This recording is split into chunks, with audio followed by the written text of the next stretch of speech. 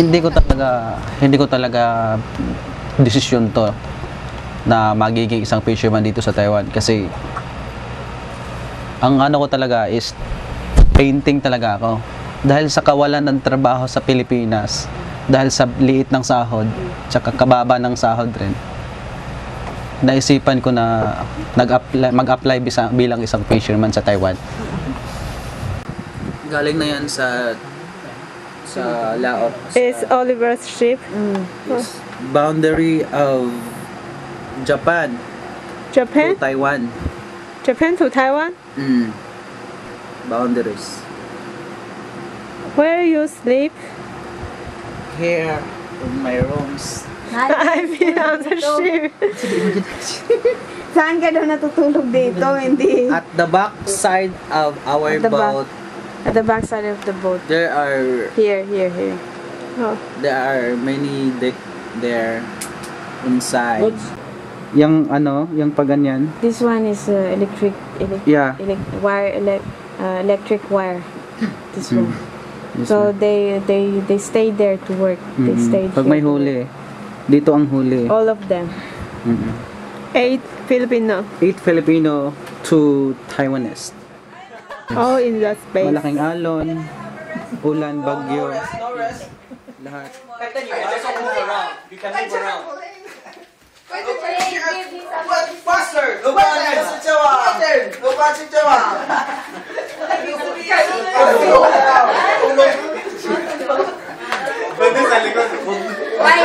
Why sir, you don't like to let us to have a rest even a little only? Why? You see how we look? We're so tired. No. Quentin! Please!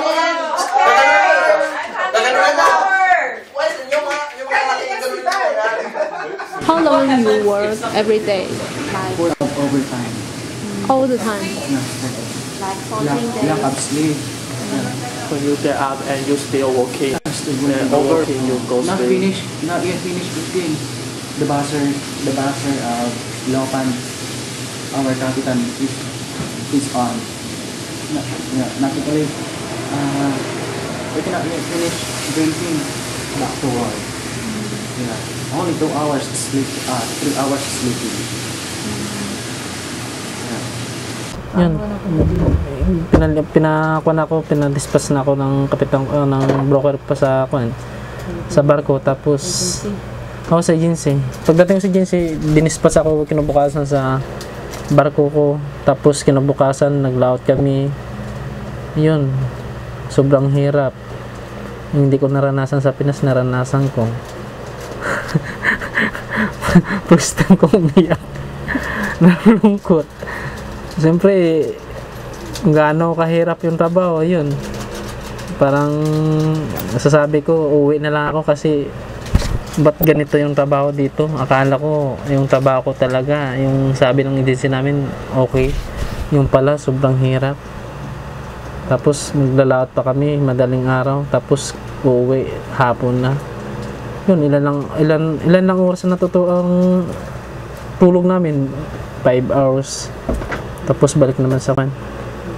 Na-encourage po akong umapply sa Taiwan kasi sa laki po ng offer sa Taiwan eh.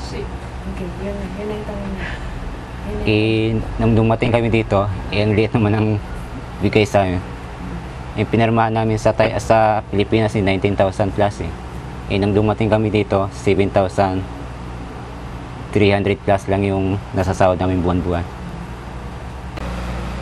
Nag-a-apply ako sa isang agency ng pangalan na DMSI, tapos ayun, sabi nila na okay daw, makaalis daw, wala daw bayad, tapos yun pala utang, lending pala, hindi ko alam. Tapos ayun, nagpursige akong nag-report sa agency ko hanggang sa nakaalis ako noong June 23. Dumating ako sa Taiwan. Will your boss shouting at you?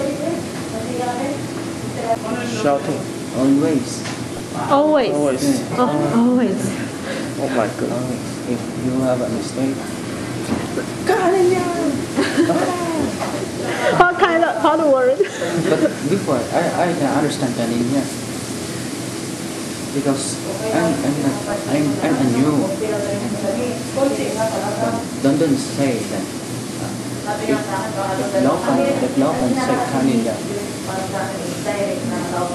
he fuck you.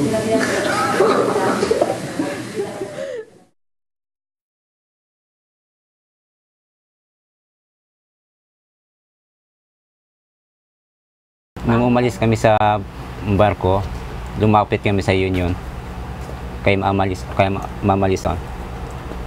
At saka nagsabi sa amin yung yung labor, mag-aantay lang kami daw doon kasi susunduin kami papunta dito sa shelter. Sabi ni Ma'am Alison, dito daw kami ibibigay kay Sir Lino. Paano ka naging illegal nasa shelter ka? Naging illegal kami kasi naging dineclare na illegal kami, run away, TNT, kasi hindi nila alam kasi na tumatawag kami sa 19955 bago ang 3 araw. Sa hindi pa umano yung 3 araw, mga kinabukasan. Ngayon kami bumaba, kinabukasan. Tumawag kami agad. Hindi nila alam ang kapitan namin, kahit yung broker namin, na tumawag kami.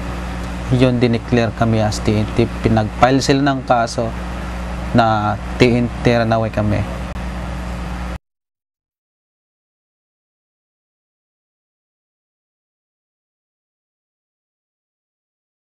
What are you doing now? I'm here in Taoyuan City Hall to update my ARC and a passport. So many people. So you can take a photo here.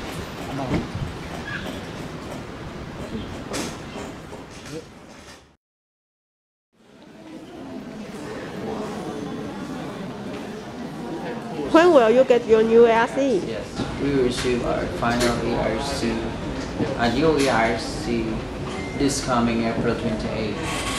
Then, what is your big wishes?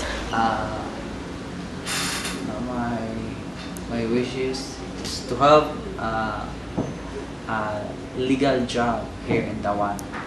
Yes, it's my first best wishes. I composed this song because I don't want many Filipino workers here struggle, disappoint for the other agencies to avoid fake agency in the Philippines.